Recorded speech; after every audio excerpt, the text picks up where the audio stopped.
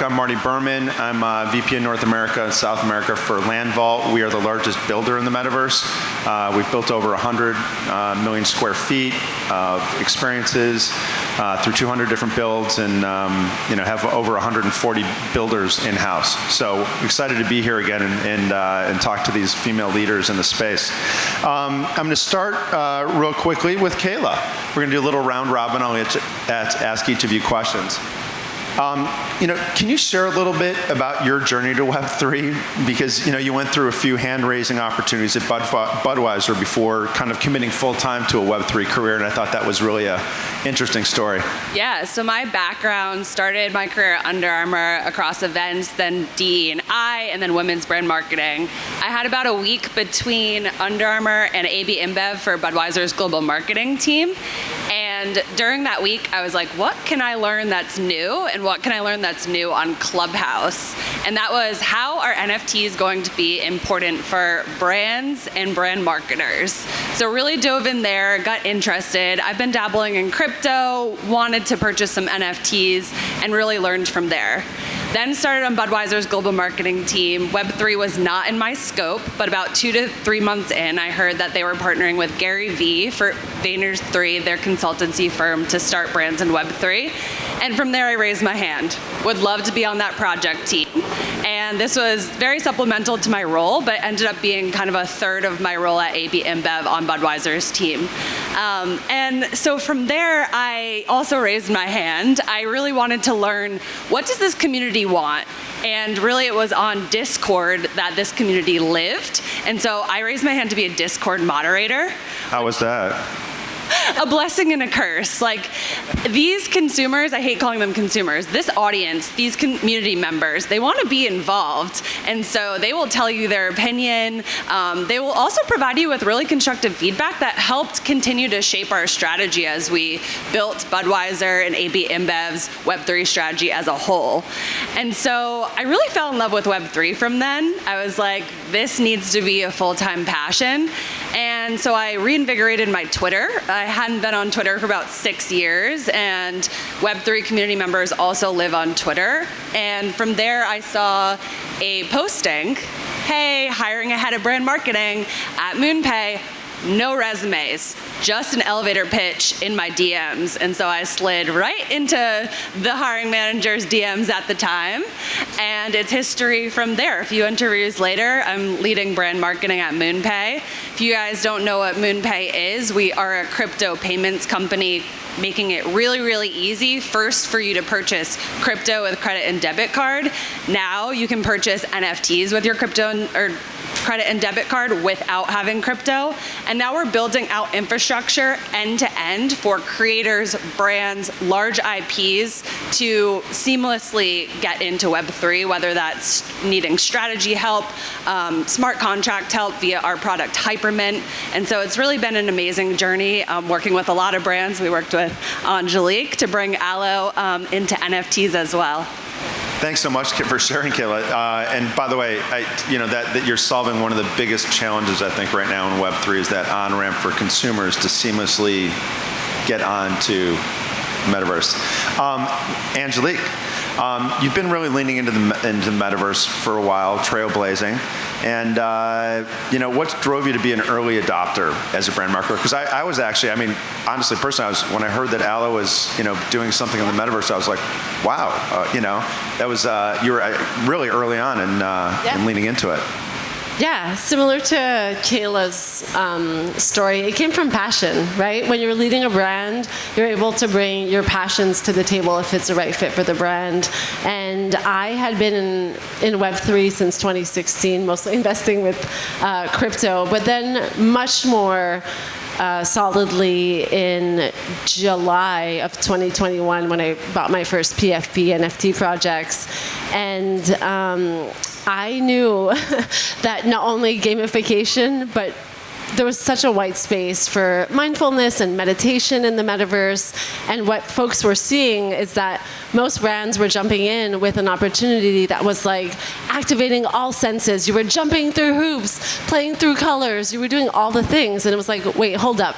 there's room to displace this. There's room to change someone's experience in the metaverse. You can, in fact, tune in to yourself by tuning out and meditating and spending 5 minutes doing breath work, spending 30 minutes doing a yoga class that your avatar is doing, but that you're doing as well as you put your phone down or have your laptop, just away from you.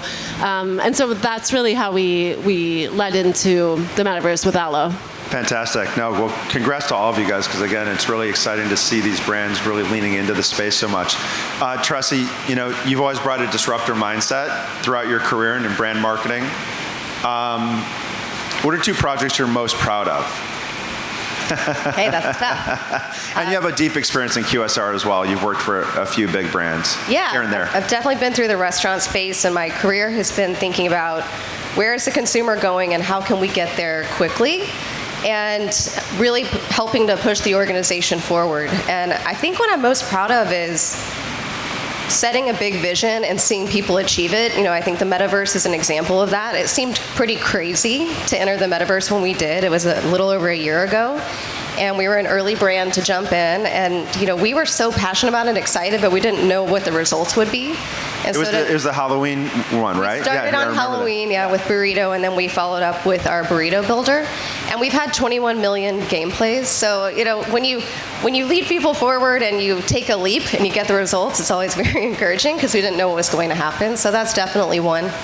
The second would be building our Chipotle rewards program. I think community is a big buzzword of Web3, but it is really important. And when I think about our ability to have a one-on-one relationship with our guest, it's really important. We're not just relying on paid media, that we can create a relationship. And that's a program that was about to launch when I joined, and we now have 30 million members just from really doing unexpected activations to build awareness of the program and show our fans that we love them. So it's been a lot of fun. Yeah, the way we really think of it is almost like this is your opportunity to really build the next iteration of a loyalty program within the metaverse. And if you're not in early and doing what you all have been doing, leaning in, you're going to be playing catch up down the road, because you're already going to have your hands around those consumers and speaking to them in the language they want to be spoken to, where they are, and then also hearing their feedback. And I think, Kayla, to your point on Discord, the one thing about this audience, they will tell you what's on their mind. They are not shy. But it's good, though, right? From a brand marketing standpoint. Lockie, you've been really supportive of female leaders and allies to end discrimination and inequality in business and society. What do you think Web3 gets right for women, and what could we do to improve? Oh, that's a weighty question. Is that a long question? Yeah, let's get right into it. Well, similar to everyone on the stage, it really was a passion of mine, and my passion started actually with art. And so I sit on an art board of a heritage brand that's been around, the National Academy of Design, for over 100 years. It's the oldest art institution in the country. And working with a lot of the artists, I realized that there was a new domain that many artists, usually when they're older in life, so maybe not at the time where they understand what the metaverse is and what an NFT is. And through my seat on the board, I was brought on to really help modernize the brand. And while I'm in it, I recognize that women and people of color and any communities that historically have been underrepresented did not have a seat at the table, did not have the education, didn't have the access levels. It was really the more fortunate of those artists who had a leg in that world.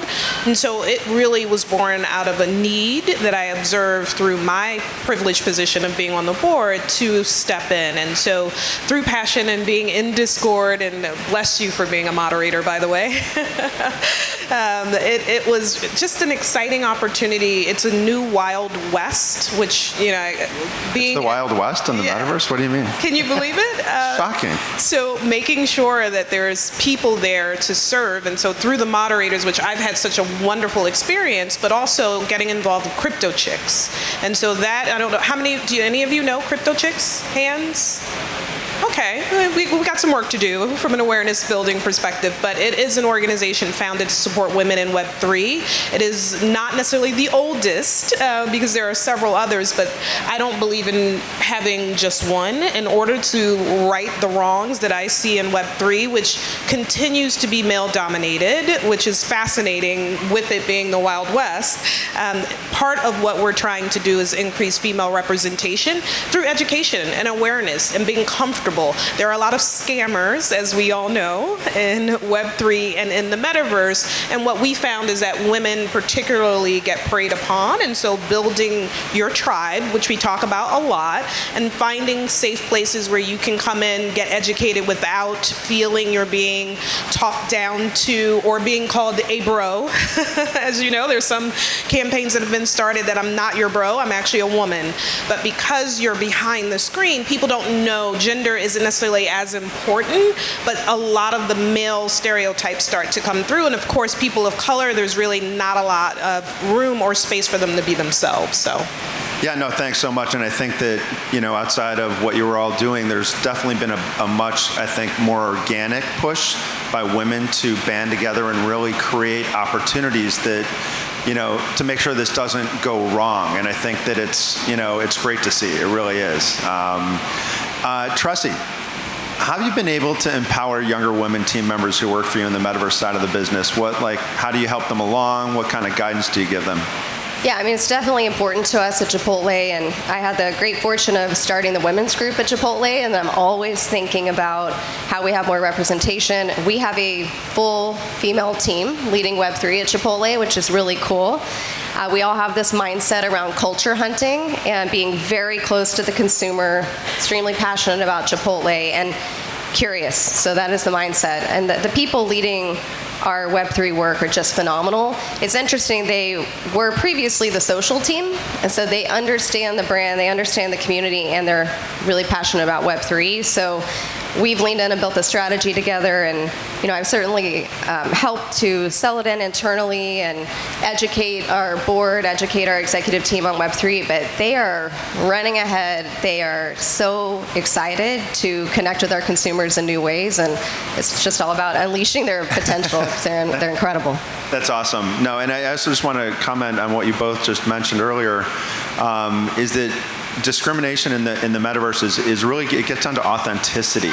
And it doesn't matter where you fall in that spectrum, it's about being authentic to your community, to the platforms, to your brand, and making sure that comes through, because as I mentioned before, consumers will let you know.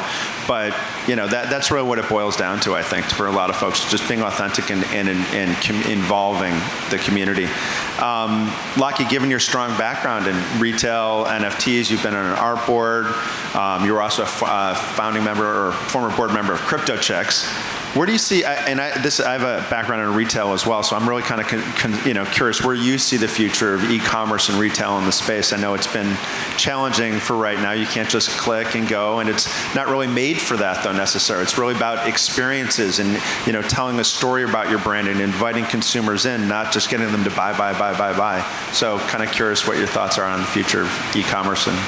Yeah, of course there's a spectrum, and I think what's important is for every brand to figure out how they can play. It's coming, it's already here. It may not be a place where your consumers are actually purchasing yet, although there is some of that, it's still a bit clunky. But when you think about it, it's really audience building and being where the audiences are. And so part of what I think is amazing, and from an e-tail, retail, e-commerce perspective, is really understanding how you can get into the community building without it feeling inauthentic, right? So I love what Fernando was saying yesterday. This is a new idea and it needs time to grow, but people really do come at it from one perspective. It's, do you want to put a billboard, right, in Roblox? Right? No, maybe we don't want to do that. That might be a little silly, but that's where we started. And it doesn't feel very authentic. But when brands come at it and think about it from, well, how is this organic with my brand? that's when it really resonates. And I think we're literally in the first inning of understanding what that e-commerce experience is.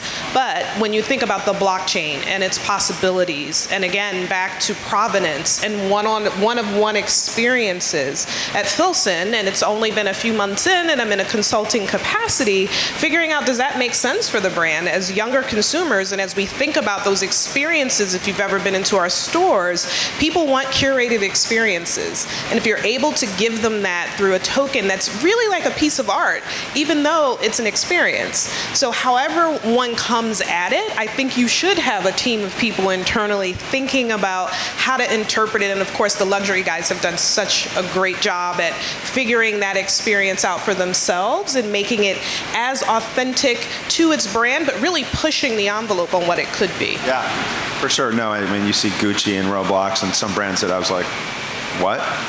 But they've actually been doing really well. Angélic is a woman in Web3. What have you found to be the most rewarding? Like, as you've been pushing the envelope and really kind of trailblazing, as I mentioned earlier, what have you found like to be the most exciting part of that process? Yeah, and can I say this? It's not as a woman in Web3. It's as a person in Web3. Exactly. Right? I apologize, Angélic. No, not at all. I just, for every one of us in Web3, we're exploring and we're discovering and we're supporting each other and we're testing and learning as we go. And we find partners that are incredible in this space. And I think that's what's most rewarding is the level and network of support as we're testing and learning. There's no fault in trying something. If it doesn't succeed, that's okay. You've tried. You can move on and try something else, or you bring those learnings with you. And so I think that is the most rewarding. And then again, you know, this panel of leaders in Web3, right? Regardless of women or men or whoever's on it, it's just cool to see who's chucking away and who's trying to move the needle and who's innovating and trying new things. So, yeah. Yeah, no, absolutely. And it's so funny that you called me out on that because I was actually thinking whether I should say that or not because it didn't feel right. And you got me. I couldn't hold it. It's all right. It's all good. You're 100% right. So bad on me. Kayla, what is it about Web3 that led you to a full commitment to Web3? Sorry, I'm a little tired. I really love as a marketer that, you know, when we think about Web 2, it was creating for consumers, and now Web 3, we're creating with consumers. And that mentality shift is really, really exciting because personally, I love connecting with people, and professionally, I love seeing how I can further drive community and drive this sense of connection with a consumer. And this interoperability of Web 3 is extremely exciting because now we can reward our truest brand fans. And this might scare people, but it's an open loop system now. So we can really customize their journey. If they like aloe yoga in Starbucks, we can customize that journey for them. So that's what I'm really excited about is this strengthening the consumer journey overall because the technology will allow us to do so. Fantastic. Thanks for sharing. Tressie, you guys have really been leaning into, you know, Roblox, and, you know, a year ago you launched your Halloween thing. You know, can you share two of the biggest challenges that you've taken away from that experience and from like a year ago to where you are now? Sure. I mean, first off, just going into the metaverse was the biggest challenge, right? Typically, maybe we're exploring a new social platform, and there's a very low barrier to trying it, and it's kind of in your comfort zone. You're thinking about the creative tools in that new platform, and you quickly create something, you test, and you learn, and you get feedback. For the metaverse, it was going into a platform we hadn't been on. I mean, we did a ton of social listening, and we saw our community was there. We saw that people were creating their own Chipotle worlds using our name in their avatar. They were creating their own Chipotle merch for their inventory. So we knew there was some passion, but we didn't exactly know how to enter in an authentic way. So it's getting to the right idea, jumping in the platform, having a contingency plan to know, what might happen and what could go wrong, and certainly things did. But just leaning in to something brand new that took months to build out. I'm sure the team wished we had more months to build it out. We moved very fast, but a lot of unknowns. I think everything was an unknown. The second part on the learning is just making sure you have that post-launch plan, because it does take much more time to build out on Roblox than it would on a traditional channel where we can move at the speed of light. And having that live ops strategy has been really important to us, to not just launch something and then walk away, but continue to engage the community long term and making sure you've got that roadmap lined out, but that you're flexible to get the feedback as you move forward. Yeah, no, I think one of the things that I find in talking to brands every day is that they really underestimate the amount of time it takes to build in the metaverse. It's not like just spinning up a digital media campaign that you can launch next week because you've got all the assets and everything you can pick and choose and boom, set it live programmatic. You have to be thoughtful, deliberate. You've got to put together a strategy, and then you actually have to build. In Roblox, it does take a little bit longer to build than it does in the decentralized Web3 platforms, but it still is the same process. And I think that is one of the main things that brands have misunderstood in this, because they want it done, ASAP. It's like, doesn't quite work that way. Yeah, thanks so much for sharing, because I think those are some great learnings. For sure. And it's also one of the other things I want to say is having a 18 to 24 month strategy, as opposed to, hey, I just want to get into the metaverse and see what's happening. But I think, you guys have all really leaned in so far into it and having a long-term vision for it, not just coming in and out to say, hey, I checked it off the box and next, So, and I think that's where it's going to help drive the metaverse, is brands really investing in this space. Angélic, what have you, had a couple of key learnings as you've branched into the metaverse and at Allo? Yeah, key learnings. I think there's a ton, right? We've made one or mistakes. two. Yeah, 1 or 2 or 3 or 10. We've definitely made a couple of mistakes along the way, but again, have all served to bring us to a better spot. I think, to your point and what we were chatting about just now, bringing the team along with you has been incredible. When we created our first activation in Web3, it was literally me, a project manager, and a graphic designer, and we kind of wrote in. And as the success was coming through, or success is maybe like a rude word, but sorry, I'm French and I'm thinking in French, but as the community was coming in, sorry guys, early morning, hi. As the community was coming in, we all of a sudden were like, wow, this is such a great opportunity to educate not only our external community, but our internal community as well. And so when we led to our second project, then it was like, okay, we're going to bring the organization along with us. We're going to bring the whole leadership team along with us. We're going to bring our community along with us, both on the yogi and the fashion front, Web3 native and non-Web3 native. So those were great learnings. And then lastly, I think a good learning here is that you cannot approach your Web3 strategy in the same way that you've approached your Web2. So your teams cannot be made up in the same way that your Web2 teams are, and you cannot expect for it to be the same type of process. And so if you're going into Web3, be ready to feel native in that space, be on the Discords, be in the platforms, work with the partners, and try to learn it authentically, because if you're going in to check the box, right, like you mentioned, you're clearly not going to make it out, or you're clearly going to feel performative to those of us that are native to the space, and it just won't feel right. So biggest learning there. Thanks so much, Angélic. Kayla, what 2 pieces of advice would you give your younger self when thinking about getting into Web3? Sure. So Sheryl Sandberg once said, women will not apply to a job unless they're 100% qualified, but men will if you're 60%. And what I love about Web3 is there's probably no one that is 100% qualified. And that to me really built my confidence to dive into this space and learn and grow it literally is changing every day. There's no expert. So that is the fascinating part that gives me, and I shouldn't need permission, but gives me permission to dive right in as a woman and feel like I can help kind of transform this space in the future. And then I think you asked for 2 pieces, right? Whatever you want.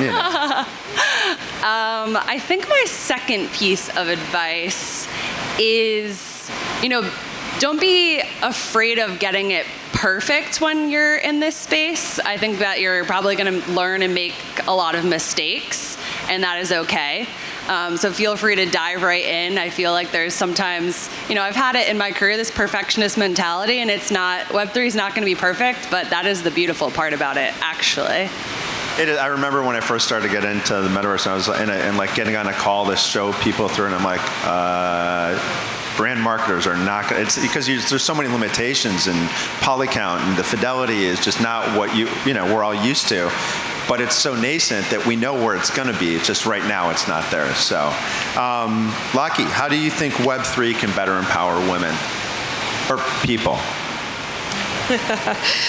Yeah, I think because it is the Wild West, we're going to have to take care of ourselves. So I think exactly what you said.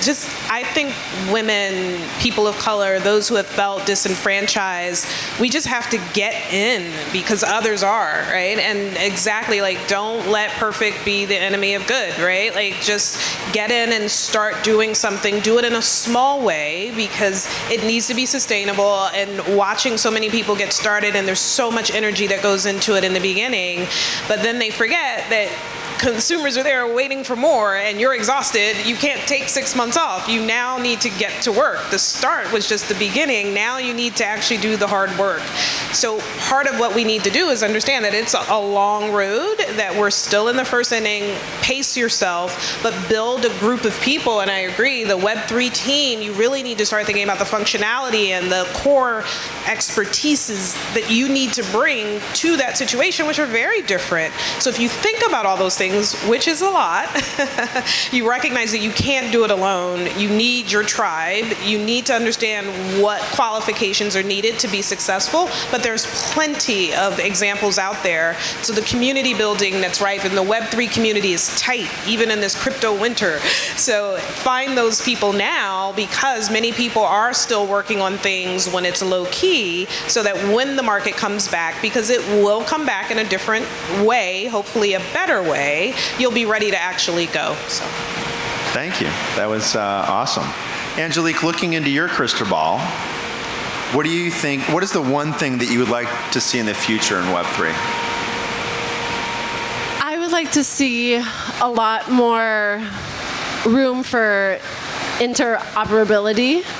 I would also like to see a lot more room for creators to come in and easily design, whether that's digital fashion or spaces, because right now it truly is with amazing partners, right, like you guys, and it is hard. It is hard to learn voxel or to learn pixel or to learn how to design for this platform, but then that's not, you can't leverage that in this platform. So I would like to see a lot more openness for creators, because that's what Web3 is all about.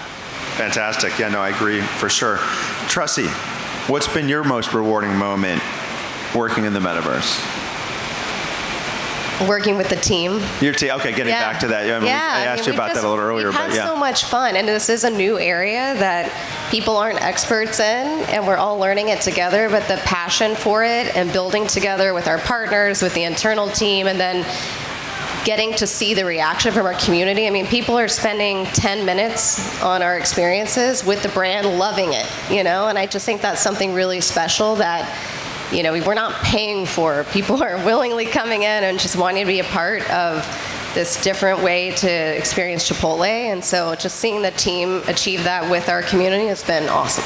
Yeah, I mean, I think dwell time is one of the things that are really one of the key indicators of success within the metaverse and the experiences. We've developed a proprietary measurement and analytics platform that can share dwell time, how many people were there that were new versus returning, if their wallets were connected or they were guests, what time of day, and that's just our MVP, if you will. But I mean, I think that's something for me that I really want to push, because I think it's so important. There's no real platforms to really understand what your consumers are doing, and no way to go back with any KPIs and say, hey, look, they spent 10 minutes engaging with our experience. Like, where else are you going to get a consumer to spend 10 minutes in a digital environment, right? So it's awesome that you're keeping track of that and really, utilizing those metrics, and more will come, right? Kayla, hi. I kind of stole your thunder on the last question, huh? No, it's all good. What, from your experience, I mean, you're at a different aspect of, you're on the technology side as opposed to a traditional brand. How are you viewing, building that community and also, talking a little bit more about what Moonpay is to a general consumer. It's not the same thing as like an Alo or Chipotle. You're not bringing anybody in to say, hey, come play this or do it, engage with my brand this way. How are you viewing the market that you're going after and how you reach them? Yeah, I think the biggest challenge right now is people don't understand why crypto, why Web3, why NFTs, and especially why now in these current market conditions. Is there something going on? I haven't read anything. It's all right. I'm getting sleep at night. We're good. So I think that's like the biggest challenge for Moonpay is we are an onboarding solution and we are helping make it super easy through brand partners, through integrations of how you can onboard in a hopefully seamless environment. There's definitely still clunkiness overall in the industry, but looking to the future, it will become as seamless as logging onto an app or going onto a .com, etc. So that's the future I like to look forward to, and I think we just need to crack that code of clearly communicating why, and I think it starts with pulling out the tech lingo and just back to basics, going back to what is the consumer benefit, and that is really what we're working towards. I think that's really I've seen a big push in the industry is, you're certainly going to have your programmatic channels and your social channels and whatnot, but now you're really kind of getting back to storing and inviting consumers into whatever your consumer is to understand more about your brand. Lockie, taking a broad look within Web3, where do you think the industry holds the most opportunity, like in terms of moving forward? What's for you the most exciting about where we're headed?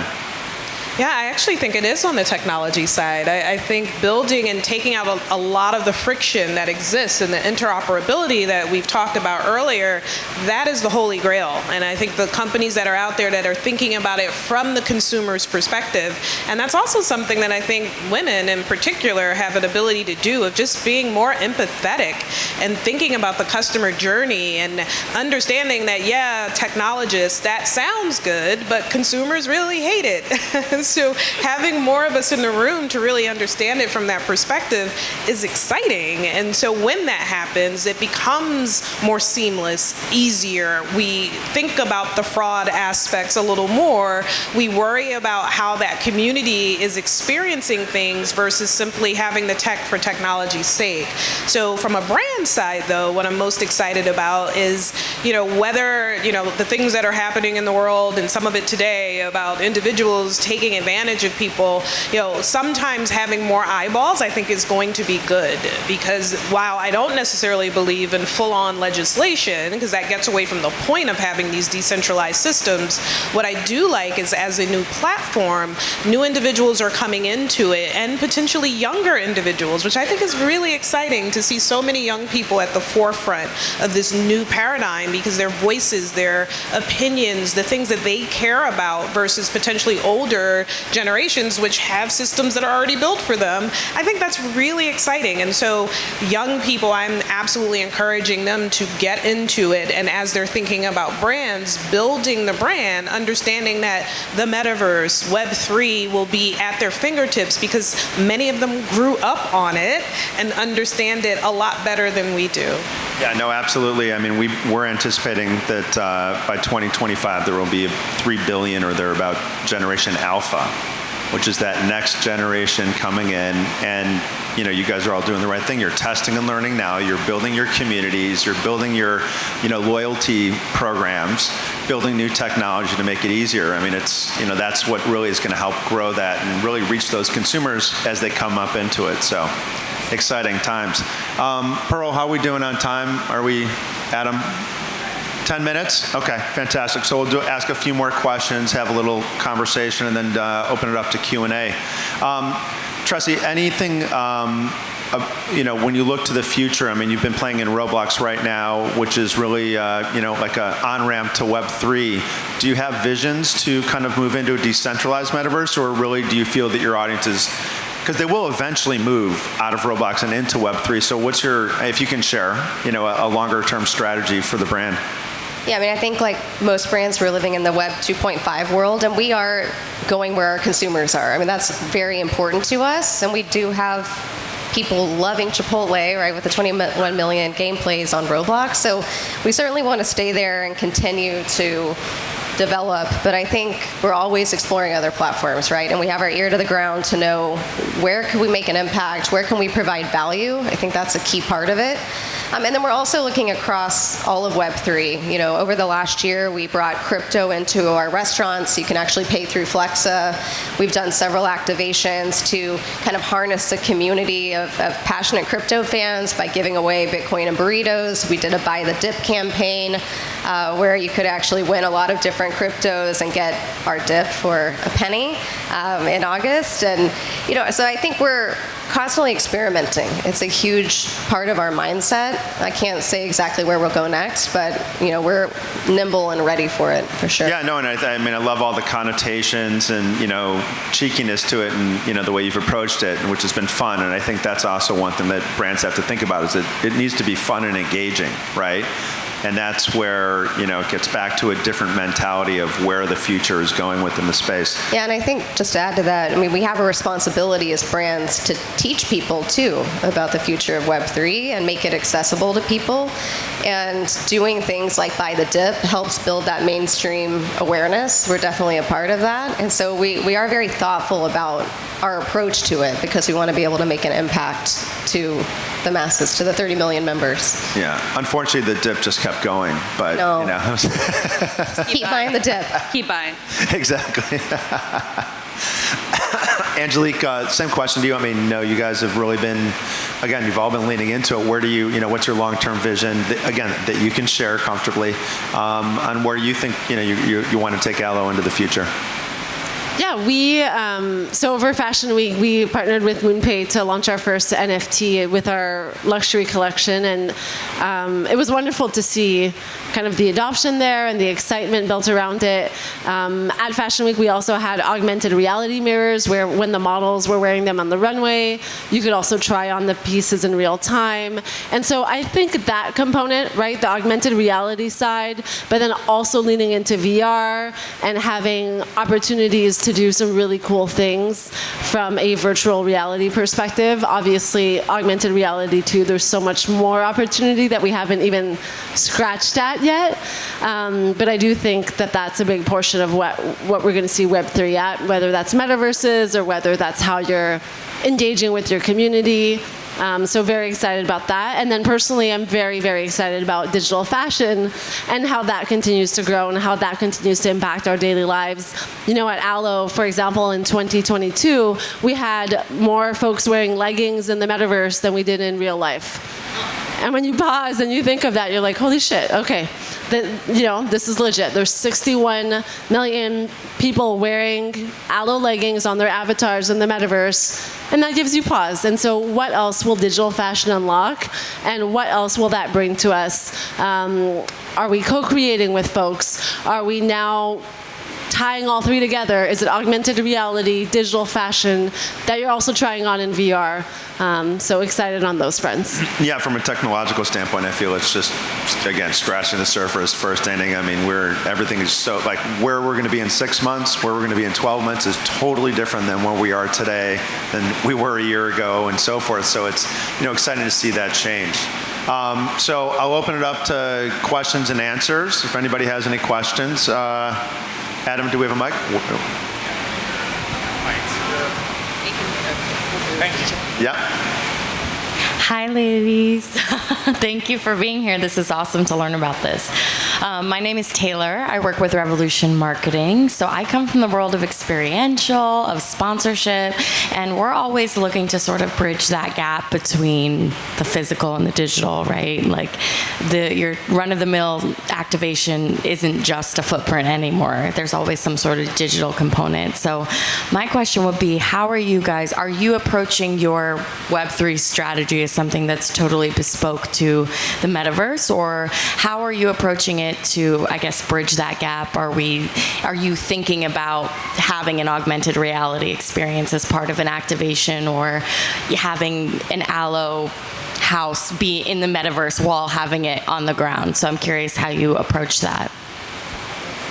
Yeah, I think when we think about Web3, it shouldn't be an or, it's an and it just becomes a part of your marketing mix. So just like you have social, PR, retail, etc., Web3 is part of that vertical, and it becomes a part of your entire integrated plan. And I think what's exciting about experiential right now is, we kind of touched on it with digital fashion, but Web3 also is unlocking this new sense of ownership of your digital identity.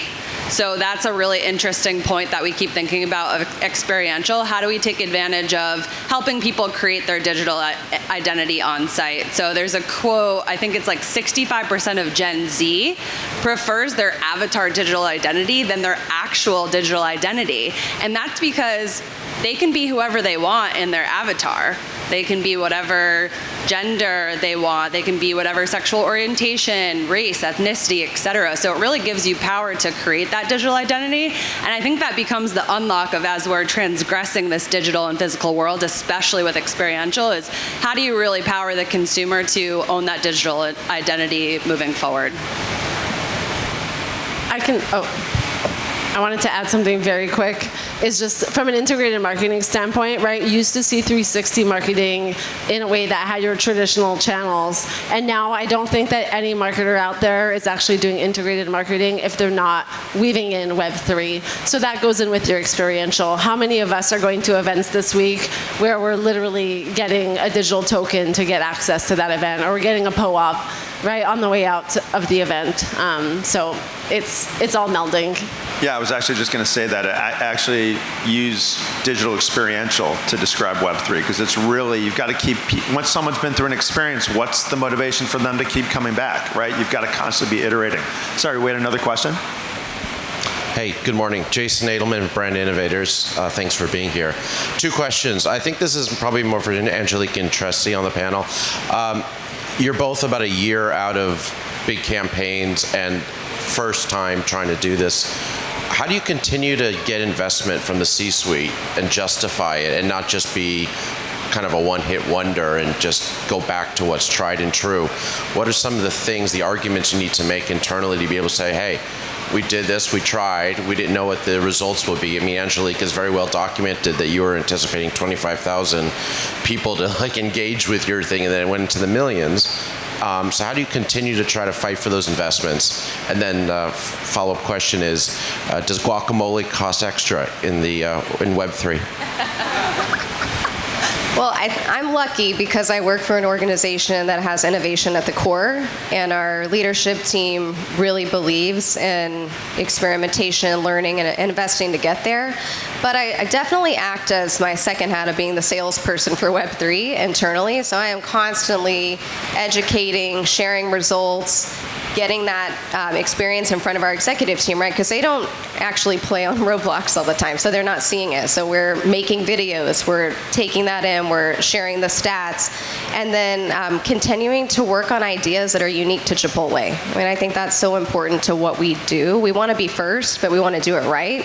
And so if we're building experiences that are unique to us, I think we can keep getting that buy-in to go forward. But it's just the way we think. Highly curious organization, and never stop learning is definitely embedded in who we are, and we don't want to get left behind with not being relevant to future generations. So.